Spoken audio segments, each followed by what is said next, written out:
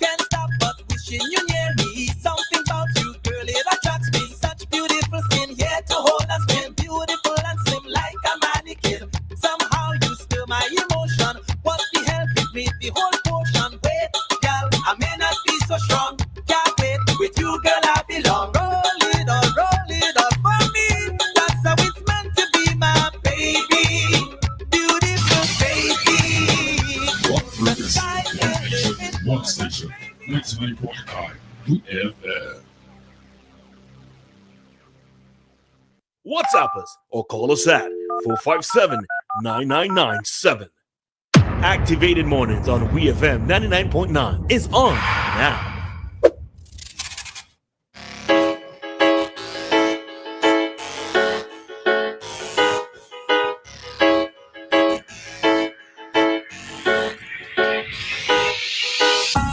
It is now righty then. It is now 9:31 here in SVG. At this time, we will be conducting an interview with Miss Hairouna of the Hairouna Film Festival. And in case you don't know what the Hairouna Film Festival is, then this is the place to be. Stay tuned. You're going to hear all about it. If you have any questions, you can send us your questions. You can send us via WhatsApp or you can give us a call, 457-9997. So, Aiko, good morning and welcome to WEFM. Well, again. Good morning. Thank you for having me again. And you're welcome. So, as I mentioned before, we are going to be discussing the Hairouna Film Festival, all things associated with the festival for 2025. And just in case we have some new listeners who've never heard of the Hairouna Film Festival, go right ahead and let us know what that is. Okay, thank you so much. Good morning, everybody. So the Hairouna Film Festival is a non-profit that is committed to developing the film industry in St. Vincent and the Grenadines and also integrating what's happening in St. Vincent locally with what's happening regionally in film and internationally in film. So there's a lot of interest internationally in Caribbean stories, Caribbean filmmaking. And so through developing our local film sector, St. Vincent is able to access those opportunities regionally and internationally. It's a growing movement. And at Hairouna Film Festival, we believe that St. Vincent should be a part of that movement. And the filmmaking brings a lot of social benefits. You know, it brings benefits to the economy when you have productions. You know, you have to hire. It's not just the people who are directly involved with, you know, in cast, crew, and all those people, but you need catering, you need accommodations, you need transport. So it's something that supports the economy. It's something that represents St. Vincent because as we take films that are made in St. Vincent to other festivals, we spread the name of St. Vincent, we share more about our culture. So it's another way of very kind of holistically also promoting St. Vincent to the world. And then, of course, a lot of these films carry a lot of interesting messages. They start a lot of interesting conversations, and they help us connect with our identity, learn about our history, and they're fun as well. So, you know, for us at Hairouna Film Festival, we love what we do. We love movies, Caribbean movies. We show specifically Caribbean movies from all over the Caribbean, and then we do a special spotlight on local Vincentian talent, because we're really committed to developing local Vincentian talent and finding, you know, the next directors, the next actors, and helping them to develop. So our activities are the film festival screenings, but we also have a script writing competition that offers mentorship to writers and also awards production films and production support to actually get that film made.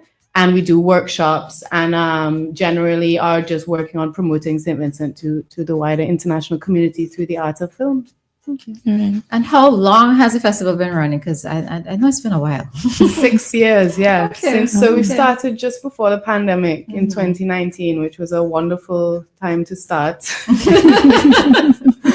But you kept strong. We kept going, exactly, yeah. Okay. Do you have a theme for this year? We don't. We have a theme that's guided our aesthetics. It's guided our poster. So the poster is really like a kind of fantastical imagination. It's like a futuristic, ancient cinemascape. And I was kind of just dreaming up, like if we could build like a beautiful cinema, what would it look like? And I like things that are like aesthetically dealing with like the past and the future in the same way. So I find that really interesting. And then I just love neon colors. And the artwork as well was drawn by Anusha Giandani, who is a local illustrator. And we've worked with her a number of years. She's really amazing. Our art department is really amazing this year. Olivia Stevens made our amazing T-shirts that are really unique. Those are on sale at our events as well. And generally our aesthetic is really important to us because it's a way for us to tell the public who we are and also the standard that we like to operate at. We're a very professional organization and we like to deliver really high quality events as much as we can within our budget to the general public because we really care about people and we want our events to feel like I always want people to feel like this is a space that's for them, that they feel welcome, and that they feel prioritized. And I always want people to feel like when they come to any of our events, that they left with something positive that they didn't have when they arrived. Okay. All right. So when did it start, or when does it actually start? So we had our like a soft launch last weekend on Saturday, which was our animation night, which was really great on Calico Plainfield. That was in partnership with the European Union, who's one of our partners this year and next year as well. And then our opening night event is Friday at Float Beach Bar. We're showing an amazing, it's a comedy night. So we're showing an amazing film out of Haiti. This film has done really, really, really well. It's won a lot of awards, and it was Haiti's selection for their Oscar nomination. And we're also going to have the director present with us and one of the actors for a Q&A afterwards. And then we're also going to have some music by Silk, the band, after. And then the next day, the director and that actor is doing a free workshop, in-depth acting and directing workshop, Beachcombers Conference Room at 1 p.m. So that's an opportunity for people who are interested to dive deep into the making of the film and really learn, because making films in the Caribbean is not like making films in America or in Europe or in Africa, right? We have a specific set of circumstances here. And so it's really important for us locally, filmmakers locally, to get firsthand experience, knowledge from people who know about making films within the Caribbean context. Okay, so the animation night from last Friday, who is behind that one?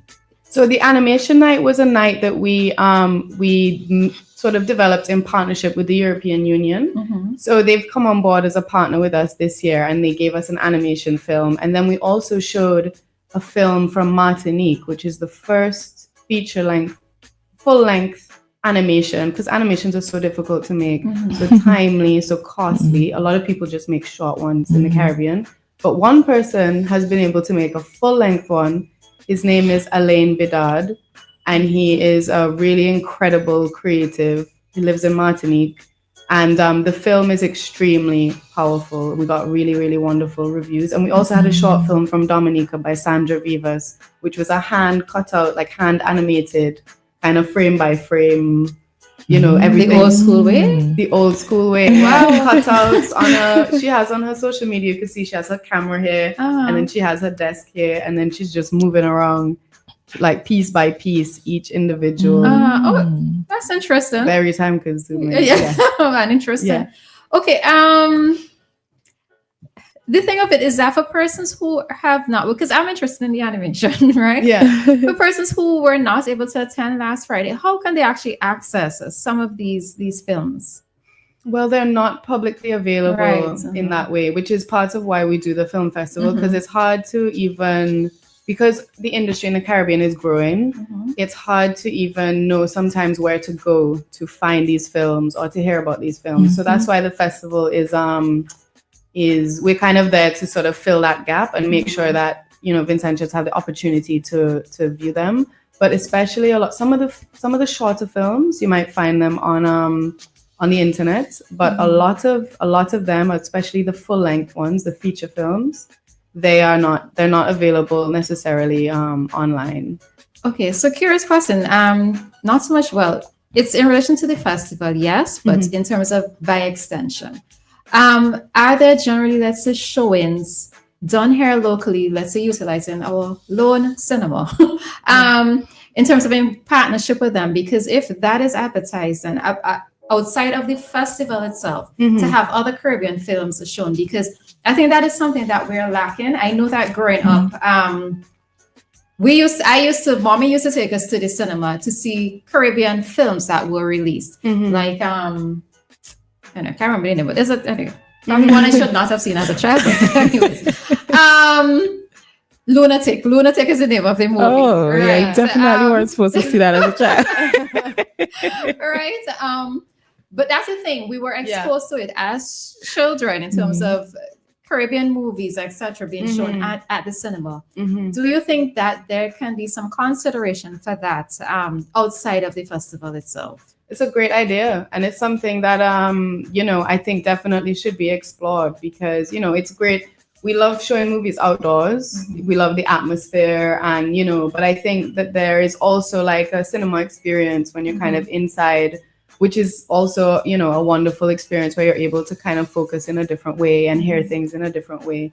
And I definitely agree. I think sometimes it comes down to the financing, because there's licenses that are bought for these films. So sometimes it becomes like a sort of back end kind of business thing. But I think definitely that's something that should absolutely, because it would be great for more films to be available throughout the year, not just during the festival, which is something that as we grow, this is really a long-term vision. These things take time to build, and as we grow, it's something that we want to try and facilitate through ideas like this, through having more screenings throughout the year and stuff like that. Okay, great. So can you tell us about the screenings that are taking place this year? Saturdays has already gone. You mentioned the workshop and the opening night on Friday. Did you give us the time for the opening night? I can't remember. 6:30. Yeah. Okay. And admission? $20. Okay. $20. Yes. And on the Saturday now, float is in that's Rathel Mill. Rathel Mill by Blue Lagoon, by the marina on the side. Yeah. All right. So what about, I think it's the 22nd. What can you tell us about the films then, and the time as well? So the 22nd is really our signature event. That is the one that I'm personally most proud of. It's the spotlight on the Vincentian talent. And every year it's wonderful, because you learn so much that you didn't know about St. Vincent, by going to this event. Connect with other people who are sort of interested in these things as well. And it always ends up being like a really nice, like, social thing to do. So that will be on Calico Playing Field as well, at 6:30. And we have the filmmakers that are showing films. I hope I don't forget anyone.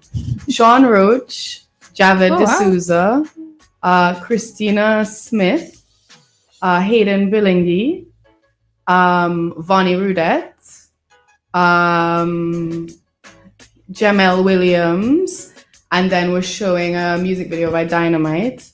And there's a short documentary that I made many years ago that we've decided to show because it has some interesting stuff about like petroglyph art, and so it has some heritage aspects in there.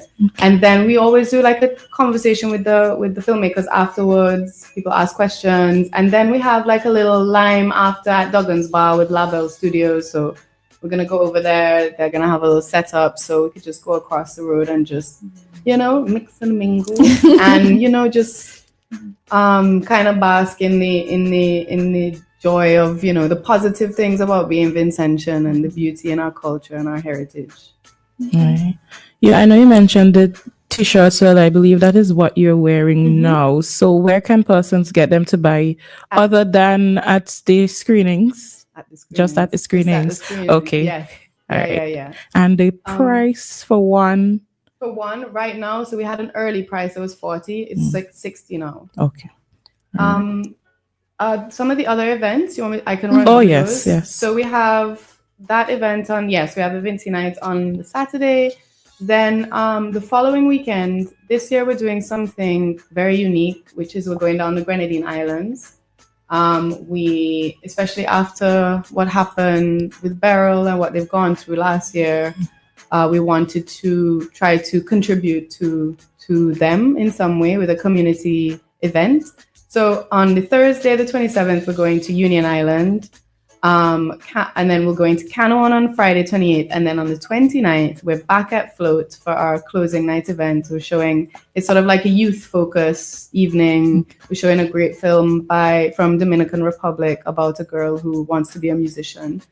And then on April 12th, we have our final kind of cool down screening in Beckway. And that's at the Beckway Plantation Hotel in collaboration with the Hub Collective. And then that's it. Seven events. Are there any other fees? The opening night is $20. Are there any other fees for any of the other screenings? It's just the opening night. Okay. So generally we provide free events. The opening night, because we brought in two of the crew, it was a little more expensive. So we're just offsetting that a little bit. We're really looking forward to it. It's the first time we've had filmmakers present before, but it's the first time we've brought filmmakers over. We're hoping to kind of, foster some connections between Haiti and St. Vincent. And I think, when I saw the film the first time, I realized, wow, I really don't know very much about Haiti at all. I'd never seen it kind of represented. Apart from what we see in the news. We see in the news. So, so yeah, it's going to be a great event. I'm really excited about this year as well. Okay. All right. And I know that it's costly to do all of this, and $20 for opening night only can't offset many of your expenses. So hopefully you don't forget anybody, but are there any sponsors who you wish to say thank you to at this time? Absolutely. So our main sponsor is the Caribbean Culture Fund. Then we have the European Union, Soho House Group, Beachcombers Hotel. We've also got Sundown Cinema, of course. They're our projection partner. La Belle Studios, Duggan's Bar. We've got Beckway Plantation Hotel, Gonsalves Liquors. A